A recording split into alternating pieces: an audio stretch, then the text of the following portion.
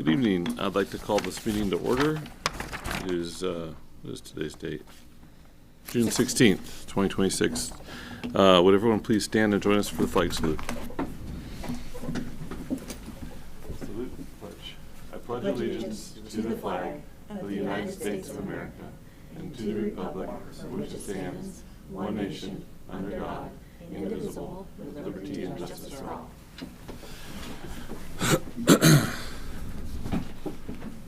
Okay, thank you. We poured out on public on our closed session.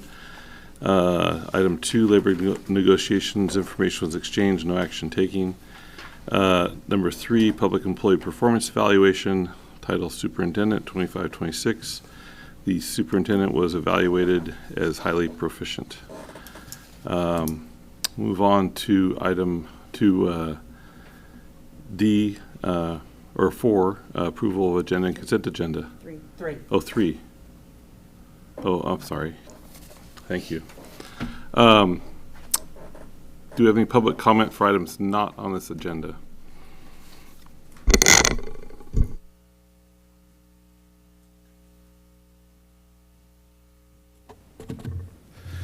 Hello there. My name is Jay Hotchner, and I'm the primary elected employee representative in CUSD. As you also know, in the last few years, the district has misappropriated extraordinary sums of money trying to unlawfully remove elected employee leadership. Each time, on no less than 4 occasions, charges against the district have been upheld by either a state or county court, and CUSD was forced to reverse its unlawful actions. CUSD doesn't keep losing because the outcome is fixed, because it isn't. On each occasion, multiple courts have thoroughly scrutinized the facts and have reached comprehensive rulings holding CUSD accountable for its unlawful behavior. CUSD doesn't keep losing because it's running out of money. While trying to punish those who expose their ineptitude, the district officials have misappropriated $4 to $5 million of our taxpayers' money. CUSD doesn't keep losing because labor unions always win. Other unions around the state routinely lose in the very same courts. CUSD keeps losing because it continues to behave unlawfully, period. It keeps losing because it continues to spend millions on very poor legal advice designed to appease the superintendent and our board officials. And all the while, the district's high-paid lawyers walk away laughing at Ms. Rigby and the board and all of us, their pockets filled with millions and millions of our community's taxpayer dollars. Union leadership takes no joy in sharing these details. We take no pleasure sharing how your decisions on unlawful behavior waste tax dollars and critical resources for students, employees, and their families. We are compelled to share these facts because of the impact of your wasteful decisions and how they impact an otherwise robust district budget. And we're compelled to share these facts because neither Superintendent Rigby nor any board member had the courage to tell the community themselves. On May 20th, the district lost yet another expensive legal case. The State Public Employment Relations Board ruled that CUSD once again obstructed employees' rights and engaged in retaliation and discrimination. And once again, CUSD cooked up knowingly fabricated and salacious allegations in an effort to silence and punish and threaten employee representatives. You were discouraged from squandering even more taxpayer dollars on this nonsense, but you couldn't stop yourselves from making the same mistake, so you appealed the state's decision just last week. And in doing so, you will waste another approximately $500,000 on your thinly veiled rage. This needs to stop. You need to stop wasting everybody else's time and money and start focusing on the issues and actions that could actually transform the district and improve student achievement. $4 to $5 million would make an enormous difference on the programs and the resources that we could provide. It's time to think about that. Thank you. Don't know what millions of dollars. Okay, we'll move on to item 4, the approval of the agenda and consent agenda. Any public comment?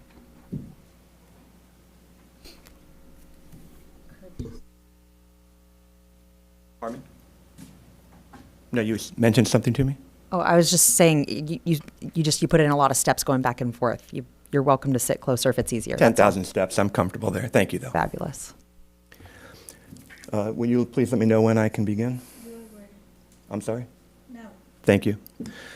Once again, the superintendent and district officials are using the consent agenda to rail through items that have not previously been brought before the public for thorough review and examination. The district did this at the June 10th board meeting, and here we go again. The district's inclusion of item 3 does not satisfy the district's obligations to the community, and as a result, this Brown Act violation further restricts the participation and oversight of community members attempting to monitor the governance of the district. Item 3 seeks approval for 10 days of a board-certified behavioral analyst, BCBA, for the 26-27 school year for students who receive special education services. And for those board officials who are unfamiliar, a BCBA, Board Certificated Behavior Analyst, is a graduate-level healthcare and education professional. A BCBA specializes in applied behavior analysis to assess behavior patterns, develop intervention plans, and teach new skills to improve their clients' daily lives and independence. Union leadership does not doubt the need for the skills possessed by a BCBA. However, in a district this size, where the CUSD is paying a special education director approximately $150,000 for their presumed expertise, there is every expectation that the SPED director themselves would be able to provide these services. But in hiring a SPED director with less than 2 years of teaching experience in special education, the district did not hire someone qualified to provide these services. As a result, the district must now contract out these services while still paying this handsome administrative salary, which by the end of this evening will be increased by another 4%. The superintendent's recommendation for SPED director did not include the very routine BCBA services that previous SPED directors could provide. Instead, the superintendent SPED director selection ensured that the SPED director would owe her rapid administrative assent to the superintendent versus arriving with the BCBA credentials and skills possessed by previous SPED directors. Ms. Rigby once again encouraged the board to purchase a loyal underling versus an effective advocate for SPED students and their families. Had consent agenda item 3 been transparently agendized on a previous board agenda, not only would the board have had the opportunity to better understand why the BCBA was being requested before providing its approval, but you would have had a better opportunity to understand how to staff CUSD at the administrative level in a manner that is more efficient and cost-effective. Given the fact that admin costs as a percentage of the budget are rapidly outpacing state averages, while CUSD continues to violate Ed Code by failing to invest even the mandated minimum in those working directly with students, the board could, if not even should, be focusing on how to bring these costs under control. Thank you. Okay, so can I get a motion to approve the consent agenda? Just make note that this is a renewal on item 3, so this has been heard many times before.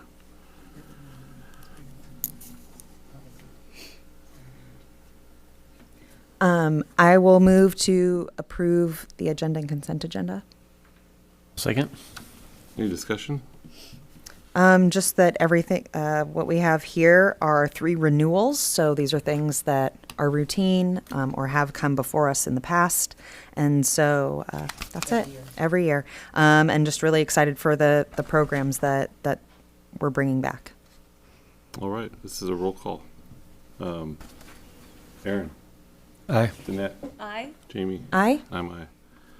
Okay, item E, educational services. Any public comment on item E, education services? Specifically on the local control accountability plan. In the last meeting, you all presented first and then had the speakers comment. You're switching at this time? No. That's how, you want to hear Mr. That was a Schaefer, public but hearing. Is that, so that's just because of the public hearing component last time? Is that right? So they were 2 separate, since, to clarify. Thank you. There was the opportunity to speak at the beginning, okay? There was a separate public hearing for those 2 items as required for the first reading, which allowed an additional opportunity for comment. That's required in the first reading. So here is the opportunity to comment, and it's the only item under that agenda, so. Thank you. Thank you for the explanation. Please let me know when I may begin. As soon as you stand there and when you're ready, you don't have to keep asking. Okay, I'm ready. Thank you. So both Ms. Rigby's first and second presentation last weekend on this LCA, this LCAP, are painful exercises in rhetoric, and she is counting on a few things. First, that she can talk the education speak to a degree that allows her to sound like her performance has been competent, and it has not. Second, that our board officials neither understand nor will take the time to truly understand what all this verbiage actually means when Ms. Rigby's hollow plans meet the teaching and learning environment. Third, Ms. Rigby is relying on our board members not to compare the LCAP goals with the previous 9 years of this annual rhetoric exercise. Had the objectives shared in this LCAP document been achieved at over the last 9 years, at even a quarter of the progress Ms. Rigby peddles, CUSD would be recognized as one of the most successful districts in the nation. But it hasn't, and the same aspirational goals are being reiterated year after year, allowing Ms. Rigby to tout a vision of progress while accomplishing little.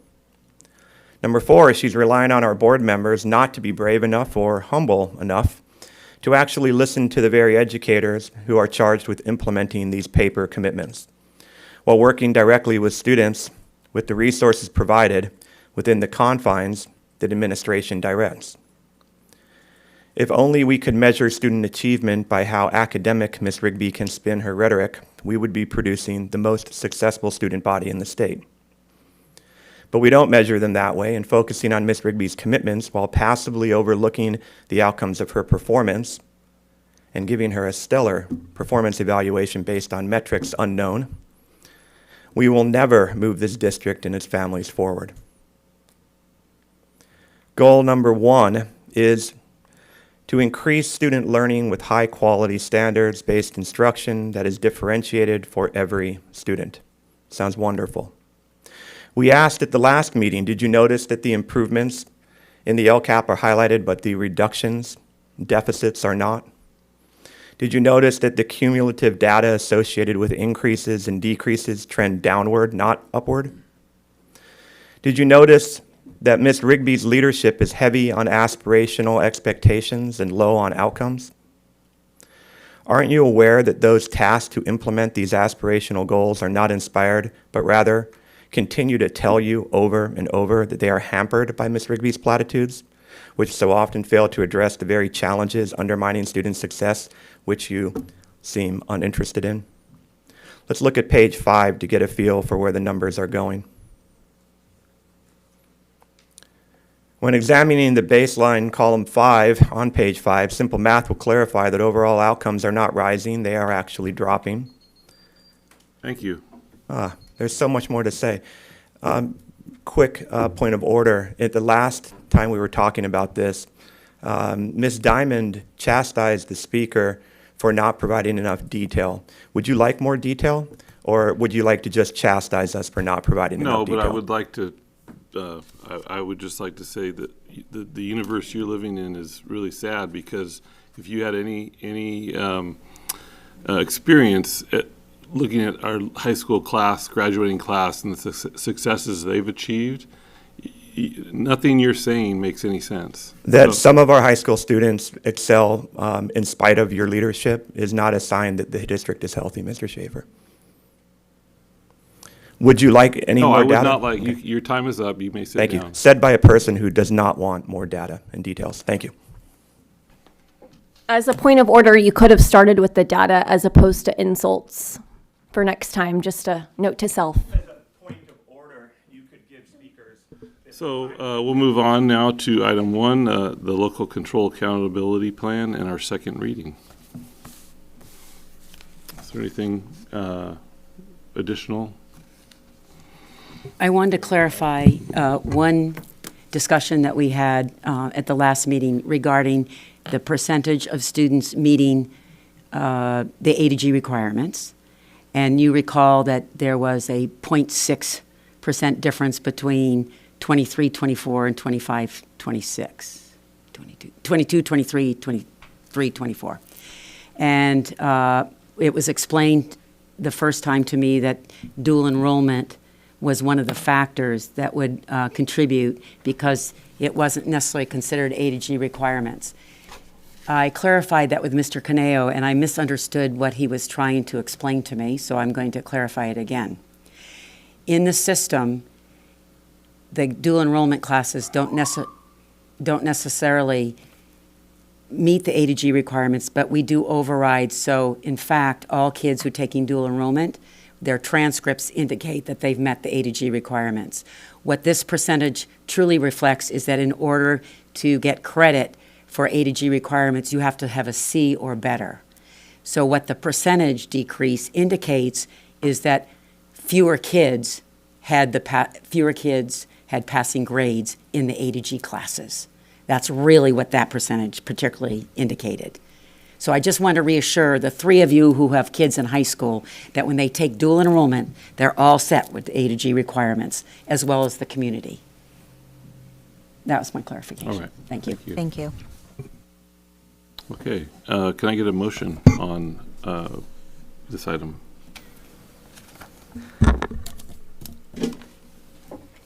I move to approve and adopt the 2026-2027 Local Control Accountability Plan. I will second. Any further discussion? I just want to bring up, I think there's some conflicting comments from the public on this. Last week, Mr. Delgado said that why aren't we asking for 4.0s so that these goals are not aspirational enough? I know Mr. Hotchner said they seem too aspirational. My takeaway on this is that they are realistic, and I do also think that in order to throw a rock over a wall, you have to aim over the wall. So I'm more than happy to vote to approve this when the time comes. Thanks. All right. All those in favor? Aye. Okay, we'll move on to item F, Business Operations Facilities. Any public comment on business operations facilities, specifically to the items listed below?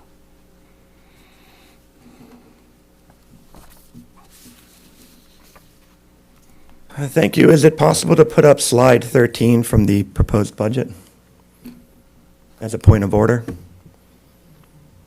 You can describe it. Is it possible to put it up so you and the community could take a look at what we're pointing out?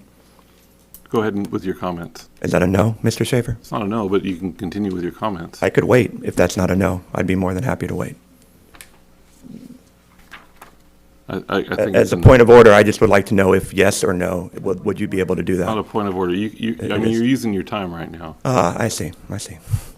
Well, no wonder that you're not putting it up. On June 8th, the slide contained misleading data. In fact, it was presented in a way that covered the actual data on the pie chart. For the community, let's see, well, the item on page 13 was a graphic, a pie chart, and covered was a little cube that said services and should have said and other operating expenses. It also should have said $8 million instead of $8,107. And so I bring that up because services and other operating expenses is shorthand for contracted workers and legal expenses. So no great surprise that it was covered up on June 9th. I'm unsure if it's been corrected or not. Let's look at page 6. It's not corrected. No, I didn't think it would be. Yes. The slide is misleading on page 6. The majority of our 6-hour employees are not receiving district health care. On the comparatively low wages they earn, most cannot afford to pay the difference to cover the rest of the planned premium. Since the arrival of Superintendent Rigby, CUSD is strategically positioned to increase the number of classified part-time employees and minimize the number of classified full-time employees that would actually have an automatic right to health care. It's not a coincidence that CUSD budgets and shares the classroom aides cost the district $19,801 in health and welfare costs, which the majority do not. This practice of putting it, though, into the budget like this and putting it into the slide is misleading, and it allows the district to suggest that the district's reserves will be lower than they will be, and that there will be insufficient funds when it comes time to negotiate salary increases. If you look at page 9, you'll find verification of the very pattern I'm speaking about. So let's go to page 9. The data on page 9 verifies that the majority of our 6-hour employees are not receiving district health care, like stated. Of the 5 part-time, 5-hour employees earning $15,000 in health care benefits, only 40% have bought into the district's health care plan. The district has kept the rest, approximately $47,000 that employees earned, but will never receive not one dime. Of 66 part-time and 6-hour employees, the district you. will keep $656,000 that the employees will Your not ti- your see time is up. one dime. And again, Boy, I you- wish there was more time. All those Again- details you wanted to hear again, about last time. Thank you. Again, the misrepresentation is epic here. Right there. So just to clarify, services and operating expenses is listed on the very slide you reference below, very clearly, $8,107,000, $107,794. Covered in the pie chart. Well, if you rely on pie charts for your edification, I would go back to school.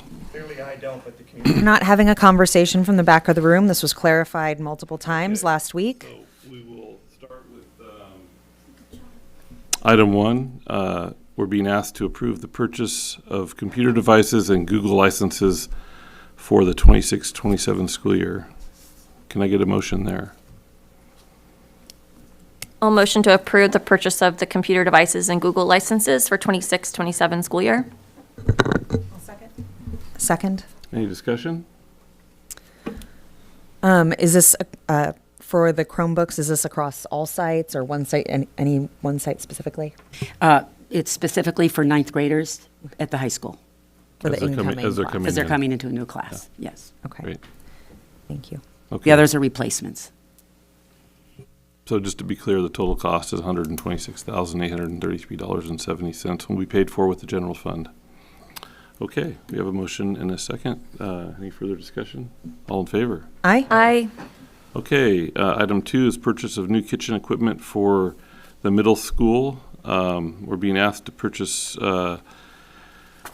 new equipment, including a new double-stack convection oven, electric mixer, and stovetop to support the mission of providing more healthy scratch-cooked meals. The current oven has been in use many years and is very outdated. This investment will benefit the entire district by strengthening our nutrition program and better serving our students. And this quote also includes the removal of the existing equipment, wood shelving, and equipment will be fully funded through a KIT grant, ensuring no cost to the school or general fund. And the low bid looks like it was for $54,414.70 by Cameron and Company. There we have it. Can I get a motion? I'll move to approve. Second. This is very good. I think it's, I'm very much in favor of having each site have at least a little bit of food preparatory capability.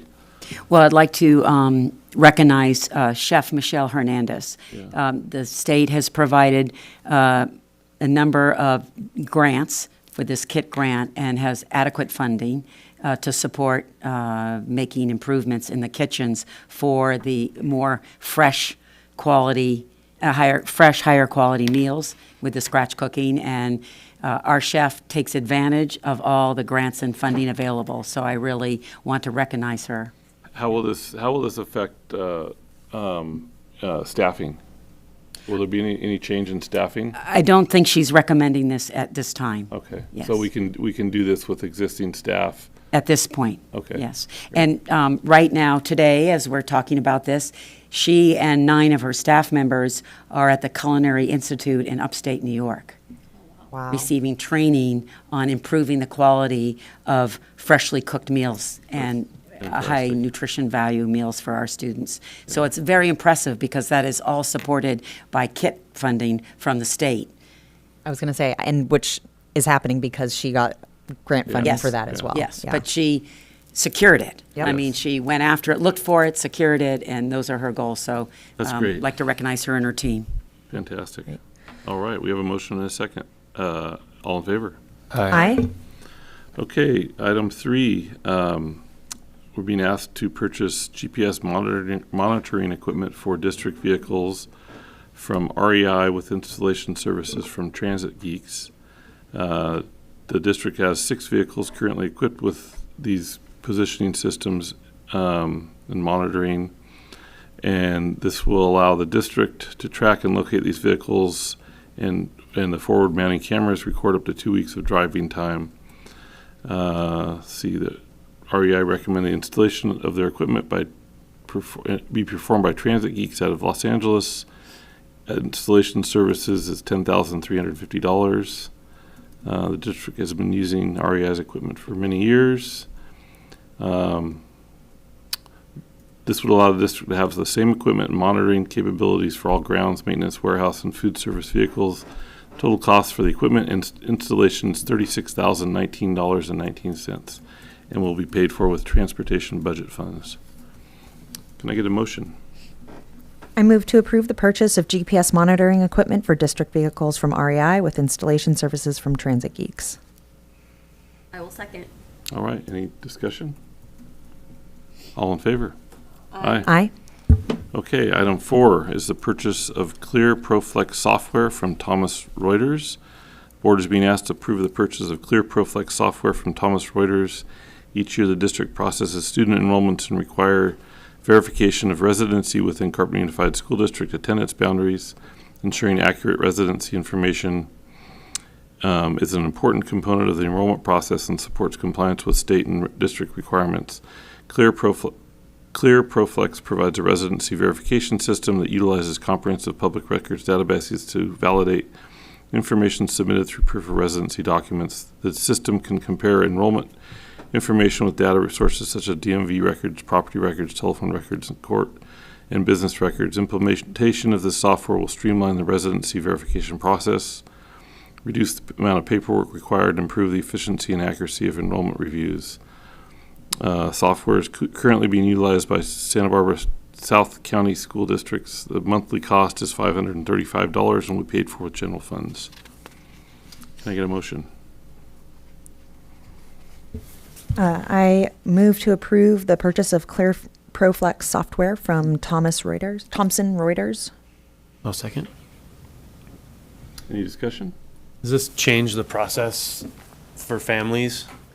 No, it doesn't change the process, and this is a response to the increasing frustration of our office coordinators and registrars who are working with families to enroll them, and in which they're provided inaccurate residency information, and also compared to known information of 30 to 50 families currently that live in Oxnard, Ventura, Ojai, Goleta, or Santa Barbara, and yet continue to be tardy but are attending our schools when they should be attending in those districts.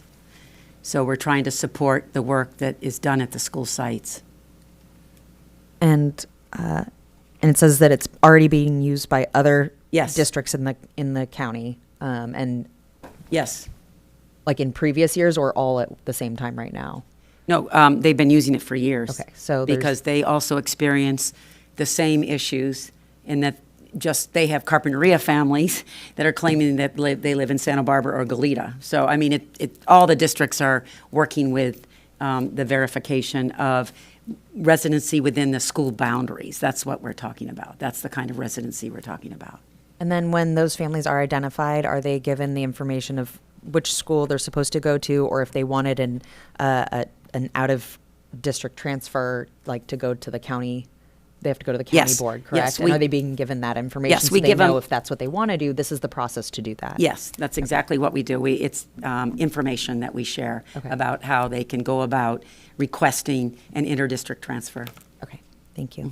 Just a question, because I know the registration is typically due, maybe 1 or 2 weeks before school. I imagine this very manual process right now is going into the school year, right? So these students, I'm guessing, correct me, may start school already in our district by the time it's verified or not verified?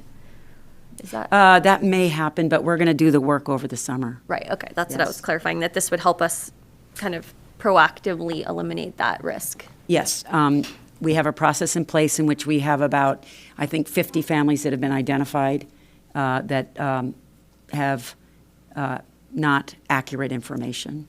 And so we will use the system to help us with that, and then we'll contact the families and work with them to get the correct paperwork and verify it, and then compare that information.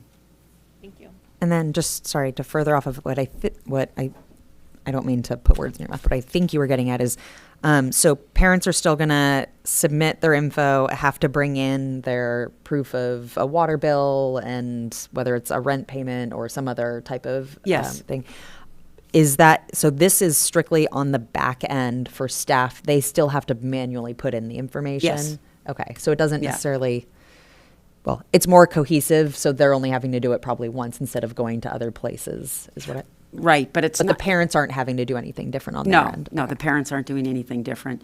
And it's really resolving concerns, conflicts for a small number of families, not most of our families, right? It's families that we're questioning. You know, we have information that is conflicting, and so we need to resolve that. All right, thank you. All right, thank you. All those in favor? Aye? Okay. We will move on to budget presentation.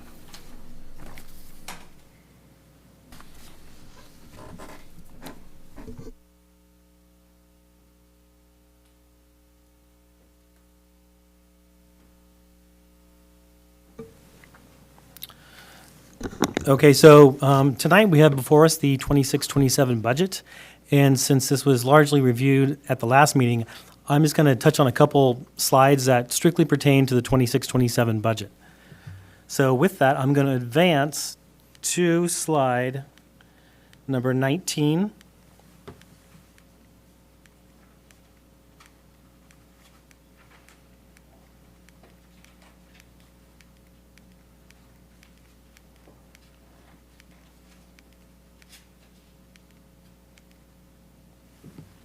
Okay, so here on this slide, what we have is the 26-27 proposed budget. And once again, like I've said before, it includes the entire general fund, which is composed of the unrestricted side, which you see there on the left-hand side, the restricted, which is in the middle, and the total general fund, which is on the far right. And once again, the total general fund is just the addition of the unrestricted and restricted combined. So on this slide, what I want to bring the board's attention to, and I think I highlighted this at the last meeting, is in the unrestricted column, in ending balance, you'll see that our projected ending balance on the unrestricted side of the budget is that $6 million. Now, I think I mentioned last meeting that inside that $6 million is our 3% reserve. So if you look right below that $6 million, you see two different numbers. So inside that $6 million is our 3% reserve, which is that $1.2 million you'll see right below there. And then you'll see that if we take the $6 million, we subtract out the 3% reserve, we're left with about $4.7 million in undesignated fund balance. So I just wanted to highlight that for the board because we're going to come back to that in another slide.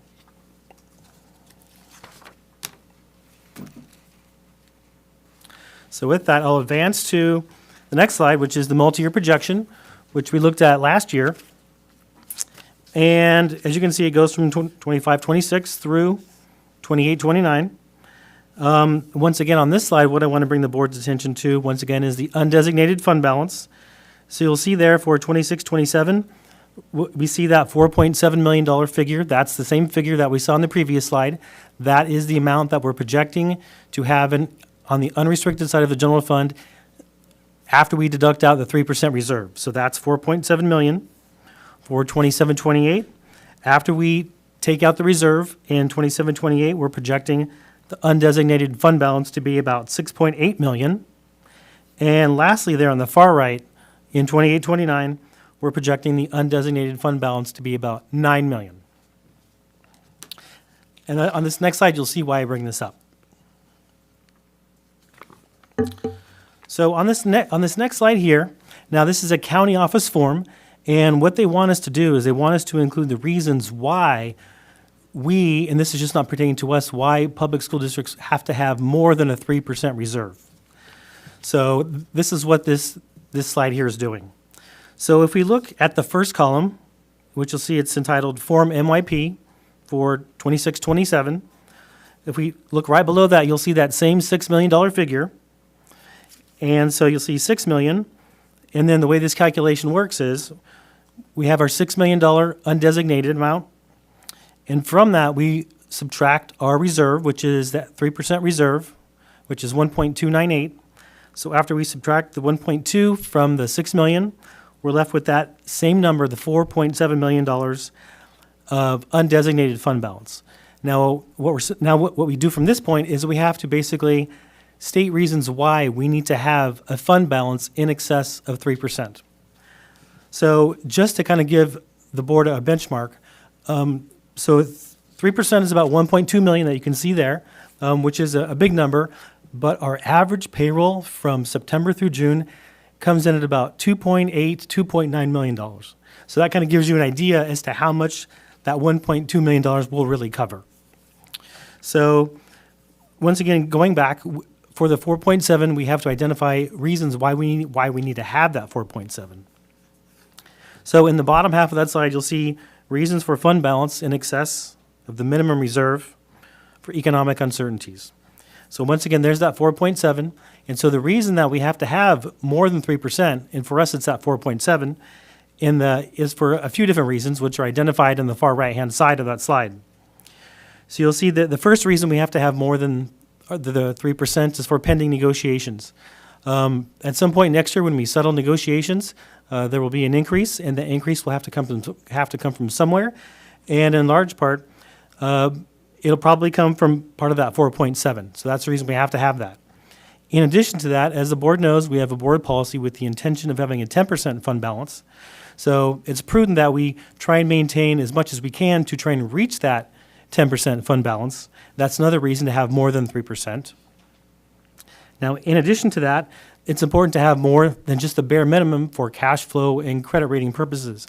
As I shared with the board, our average average payroll run for the month is about 2.8, 2.9, and so that generates a cash flow issue. So the larger our ending fund balance is, kind of mitigates the issue we run up against cash flow, because if we have some excess funds sitting in fund balance, we can use that to kind of smooth out the cash flow issues that we have due to the fact that we're basic aid. Next is credit rating. Generally, when school districts, receive some sort of financing, the bank basically looks at their fund balance to assess how the district is doing financially. And so having a decent-sized fund balance does help us out with the rating agencies when that issue comes up, because we have a sizable fund balance that we can use to kind of smooth out issues, such as if there are unanticipated expenditures that come up, but we can deal with those as they come because we have excess to deal with those issues. And lastly, but not least, is facilities improvements. As we know, facility improvements are expensive, ranging probably anywhere from 6 figures to easily 7 figures. So it's prudent that a district have basically a sizable fund balance to deal with any facility improvements that need to be addressed during the year. And certainly when you consider all of these things that may happen within 1 year, it is important that all districts, including us, have more than just a 3% reserve fund balance. So I just wanted to highlight that, but which takes me back to, I'll advance back to the previous slide for the multi-year projection. As you'll see in 26-27 and 27-28, we're projecting 14% and 18%, which is good. And I think I mentioned last meeting that the average school district has a fund balance of about 20%. So even in 26-27 and 27-28, we're still below the average school district. And once again, this is before we've settled negotiations for 26-27. But on the positive, our fund balance is growing, which is good. That allows us to negotiate, that allows us to deal with unanticipated expenditures as they come up. And as you can see, our fund balance is increasing as well as our reserve, so things are looking much better. So I just wanted to touch on those few slides and conclude and see if the board had any questions. Any I questions had for one. Jason? Yeah, just curious, when we had to do the judgment bond for one of the AB 218 cases, Yes. I'm assuming they had asked for cash flows, and financial statements correct so that we could secure that. So that's where, in terms of credit rating and things like that, that was really critical, so we Yes, could that's secure correct. that. Okay, just wanted to confirm. Thank you.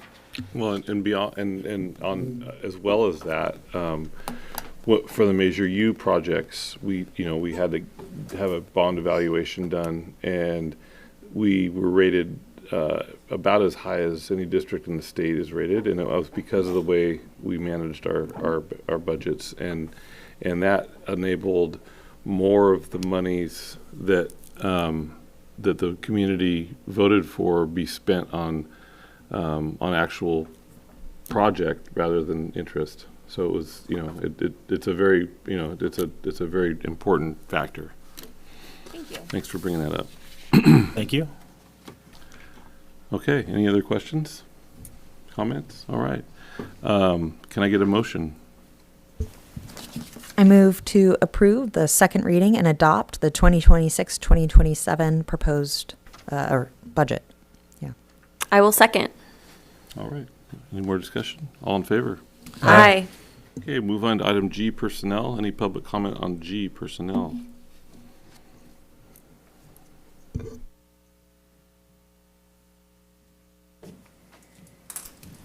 All right, I'm ready. Thank you. We call this item the district's not summer surprise. In personnel item number 2, the district announces yet another salary increase for CUSD's administrators, the highest paid employees in the district. This evening, effective July 1st, the board will undoubtedly unanimously approve a 4% salary increase for all district administrators and many of their immediate support staff, the number of whom continue to balloon under Superintendent Rigby. This means that while CUSD's admin team have more people in place to carry their workload, they will simultaneously receive more money for that reduced workload, to include the assistant superintendent, who earns approximately $200,000 before benefits annually, the human resource coordinator, who earns approximately $150,000 annually before benefits, and a very loyal superintendent secretary who earns well above $100,000 a year before benefits. For years, employees have consistently asked CUSD to share the district's administrative payroll costs, which have also ballooned under Superintendent Rigby. And for years, CUSD has refused to transparently share this data publicly.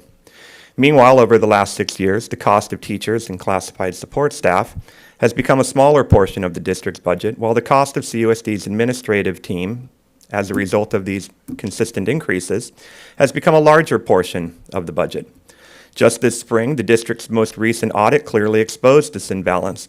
The audit confirmed that the district once again violated Ed Code by failing to invest the required minimum portion of its budget on teachers and support staff compensation. But great credit rating, folks, really awesome.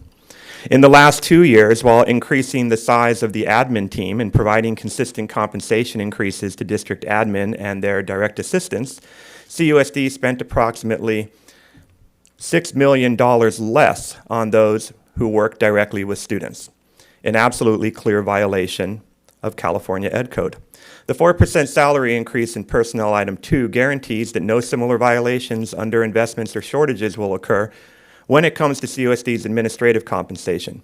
While the district's SARC data confirms that our administrators are paid above the state average, it also confirms that teachers and support staff are paid well below the state average.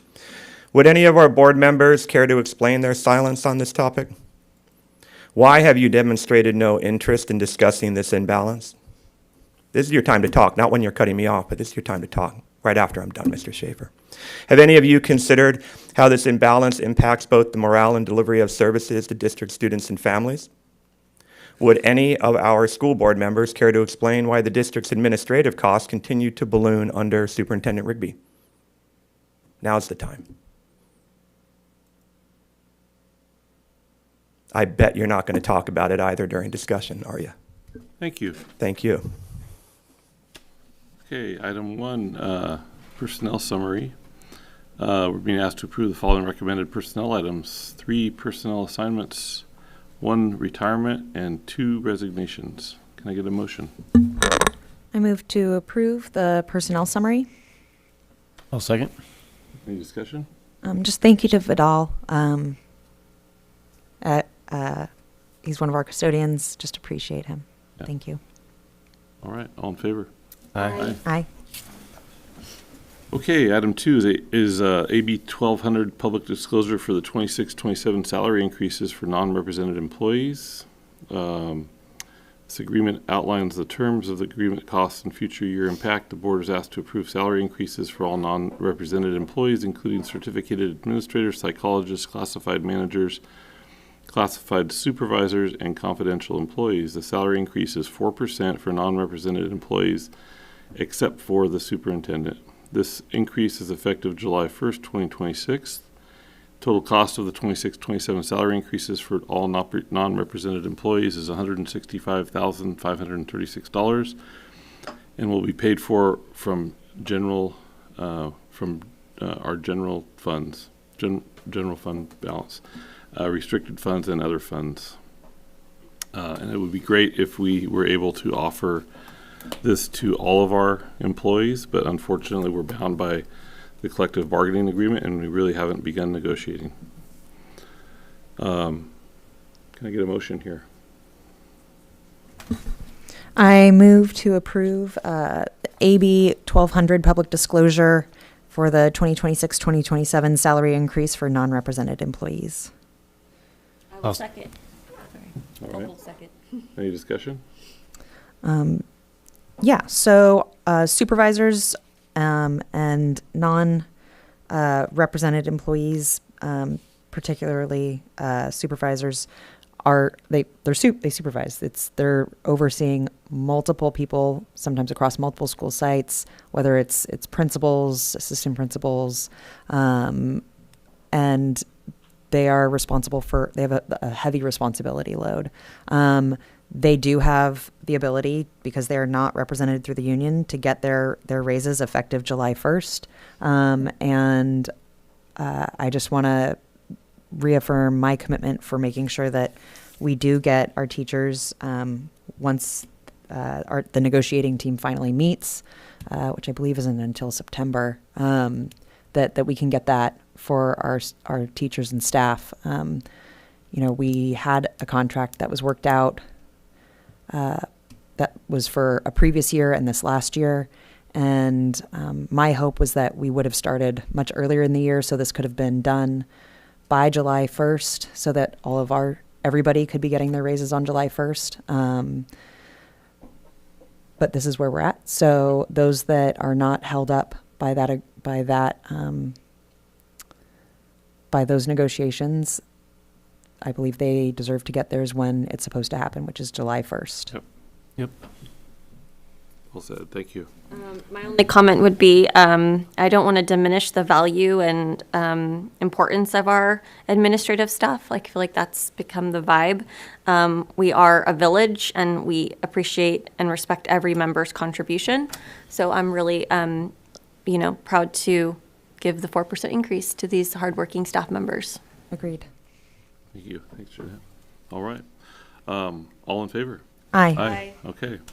Move on to item H, future agenda items. Do we have any public comment on future agenda items?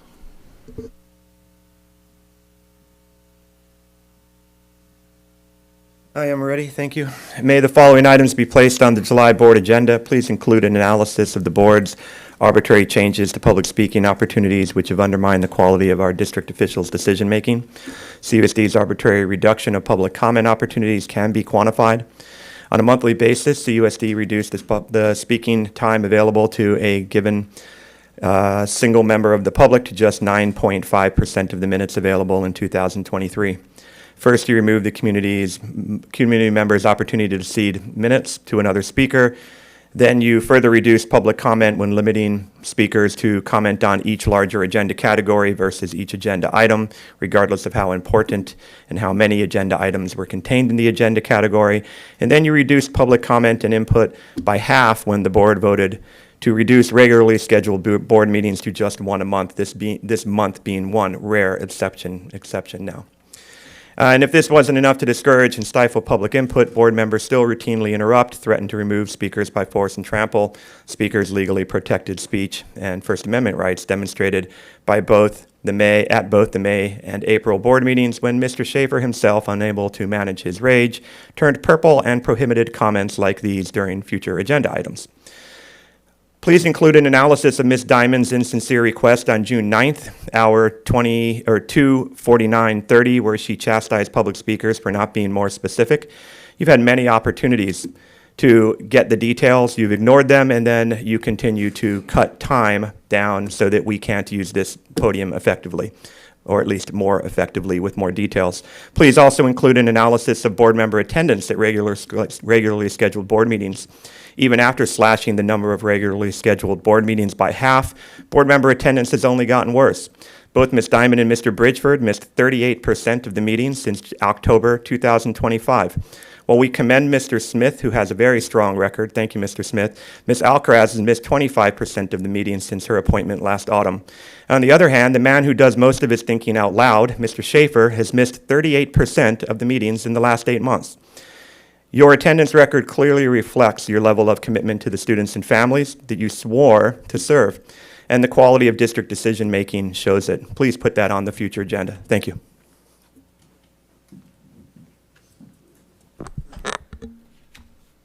Okay. So it's a good thing we're human, and sometimes people are sick, and sometimes people have other obligations that do happen Yeah. to take like my actual job. Like our actual and work. I do stop speaking from the back of the room. You've been warned twice. You will be asked to leave. Okay, we will move on to board calendar. Monica? There's nothing. future- Do you want anything for future agenda items? We haven't. There's read nothing it to yet. approve, is there? No, Oh. just stating what they are. Oh, okay. Future, major U update, summer projects, and the 26, 27 staffing. Okay. Anything for the calendar, Monica? All right. Any board announcements? Yes. All right. I have some wonderful announcements. First, I'll start with summer meals. We're offering summer meals both at Aliso School and Carpinteria High School. For Aliso, it's all the way to July 31st. Breakfast is served in the morning, 7:30 to 8:30, and lunch, 11:30 to 1:30. At the high school, we're serving meals from now until July 10th, breakfast 8 to 9, and lunch 12 to 1:30. And this is for all children 18 years of age and younger. No application is required. Just join us, please. Fantastic. I also would like to share with you all the events that are happening at our high school. We have extended school year for both middle school and high school students this month. We have middle school credit recovery and high school credit recovery. Next week, we'll start our Culinary Academy for a week. We'll also start the summer bridge program for incoming ninth graders at Santa Barbara City College. This week, we have our Biotech Academy, and we have about 25 students. And we also have our dual enrollment Santa Barbara City College physics class that's happening this month. So I really applaud all the students and faculty who are choosing to spend their summer with us in learning. Lastly, I'd like to highlight this wonderful publication. I want everyone to take a look. It said, "Bilingualism is my superpower." And this was published by Maestra Aguila's second grade classroom, in which each student wrote why being bilingual is their superpower and drew a picture. And we're really proud. We're proud of the students, and we're proud of Dr. Aguila. That's fantastic. Wonderful. Fantastic. And happy summer to all. All right. Anything Wonderful. else? Yeah, Junior Guards has begun, JGs, as we lovingly call it. And our kids are really excited to be out there and be on the beach. And I'm just asking the community to please be patient and vigilant in the mornings and at lunchtime when our kids are biking to and from JGs. Many of them are embarking on this summer rite of passage, biking, skating, and walking this distance for the first time. And just please use extra caution during these times to make sure our kids are safe. Thank you to the community for mostly being aware of this, but just want to highlight this for those that maybe are new to the area, or a reminder for those who've forgotten. And thank you for highlighting the food program this summer. We do have families that rely on that and the access to that when school isn't in session. There's lots of programs, like you said, going on over the summer for our students, and very excited for all of them and all they get to do. So That's great. Yeah. Regarding JGs, we really appreciated that they moved to 2 sessions. We have 180 participants in each session. Yeah, In each session, that's Yes, amazing. fabulous. yeah. Fantastic. I know there's a lot of kids from out of town come to Carpinteria just for that. So their parents spend the summer here, renting houses or at the state park. So it's, What I'm especially proud about, it's our former students and current high school students that are the Lifeguards. counselors and lifeguards and, Lifeguards, yeah. and are teaching our students. So it's just fabulous all around. yeah, it is. I just wanted to give a special thanks to the staff and setup team who kind of did the behind the scenes work for the graduations. I was fortunate to attend all 6. And what I noticed was every single one had its own unique experience and relationship with the principals and the teachers, and I was fortunate to attend the last family school promotion. So I just, with gratitude to our community, I had a really great time last week, and just wish our families a really safe and happy summer. Thanks, Jeanette. Okay. Okay, all right. Meeting's adjourned. Thank you.